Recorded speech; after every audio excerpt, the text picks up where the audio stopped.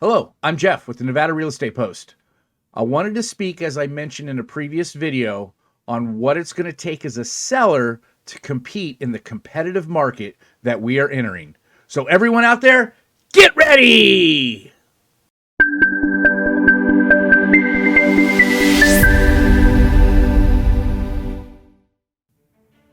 So what we're going to discuss in this video is the three main things it takes to compete as a seller in a competitive market. Number one is something that a lot of people actually don't think of, and that is accessibility. Now, what do I mean by accessibility? I mean the ease of a buyer to view your home. I mean, let's face it, most people actually want to see what they're going to buy, right?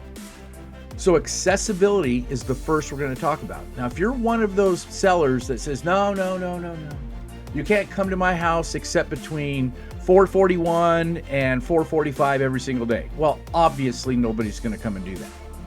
But then we can broaden that out. If you're one that says, well, no, you can only come between certain times, or you have to make an appointment, 2 days in advance, or, all of these restrictions to have somebody view your property. I mean, look, we're in an instant gratification society. We want things to happen now. So if you're not one that, if you're one that doesn't want a lockbox, you don't want people coming by certain times, and the list goes on for all these reasons. People are not going to come look at your home. That's number one. So we'll start with accessibility. So the first thing you want to do, put a lockbox on your house, make it easy. Maybe have them call up an hour before they show in case you got to, do dishes real quick or something like that. But at least let somebody see the home pretty quickly. So number one is accessibility. Number two, condition. So number two, we're going to talk about condition. If your house is an absolute pigsty, then obviously you're going to have a tough time selling. I mean, first impressions are everything. So condition. Clean your porch off. Make sure the front yard looks great. I can't tell you how many clients I have had pull up to a house and we're standing out front and we look over at the house, we look at it, and the client just looks at me and says, it's okay. Can we go to the next one? Because right away, their first impression, not good. I've seen this several times. So make sure the front looks great. Make sure it looks inviting. Then you walk inside. Make sure the house is clean. Make sure your dishes are done. The kids' bedrooms are picked up. I know that's kind of tough. You may have to work with the kids to pick up their stuff. Maybe it's a spouse. I don't know. But keep the house clean. Make sure the condition's great.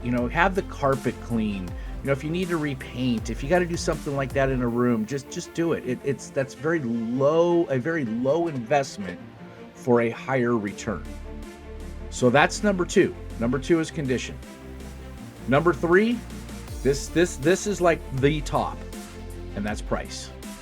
Now I know a lot of people have this set price in their head. This is what I want.